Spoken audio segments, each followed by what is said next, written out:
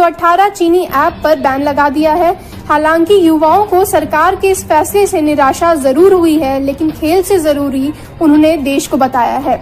भारत चीन सीमा विवाद के बीच युवाओं का कहना है कि ऐसे समय में चीन को तकनीकी चोट देना भी जरूरी है। फिलहाल पबजी बैन के बाद देश भर से मिली जुली प्रतिक्रियाएं सामने आ रही हैं। हालांकि अधिकतर लोगों ने सरकार के इस कदम का समर्थन किया है। तो आइए जानते हैं पबजी बैन पर क्या कहती है जनता, साथ ही जानते समझते हैं पबजी के हर पहलू को। दरअसल सूचना मंत्रालय ने बड़ा कदम उठाते हुए बुधवार यानी कि 2 सितंबर को 118 चाइनीज ऐप बैन कर दिए थे। अपने इस कदम के पीछे मंत्रालय ने देश की संप्रभुता व सुरक्षा का हवाला दिया है। उनका कहना है कि हमें जानकारी मिली थी कि इन ऐप्स के जरिए डेटा चोरी किया जा रहा है, जिसे उनके विदेश स्थित सर्वर में भेजा जा रहा है। इससे पहले भी सरकार ने जून के महीने में 59 चीनी ऐप्स को सुरक्षा का हवाला देते हुए बैन किया था। गौरतलब है कि यह कदम पीएम नरेंद्र मोदी के मन की बात प्रसारण के 3 दिन बाद उठाया गया है, जिसमें उन्होंने देश की युवा प्रतिभाओं को इंडियन गेमिंग ऐप बनाने का आह्वान किया था। उधर भारत में पबजी के पोस्टर बॉय 24 वर्षीय नमन मोचल माथुर ने पबजी बैन पर अपनी प्रतिक्रिया देते हुए कहा कि तूफान आ गया है।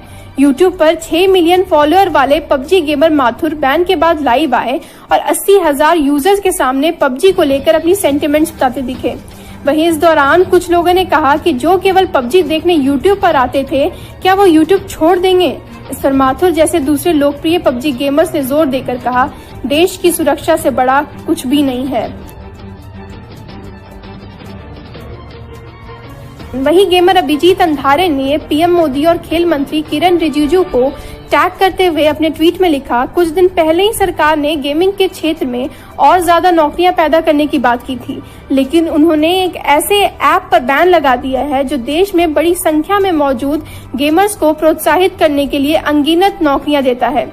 पबजी ने देश के लाखों बच्चों के भीतर एक उम्मीद पैदा की है। बता दें कि 28 वर्षीय अभिजीत अंधारे एनटीटी गेमिंग के लिए एक खिलाड़ी व कोच हैं।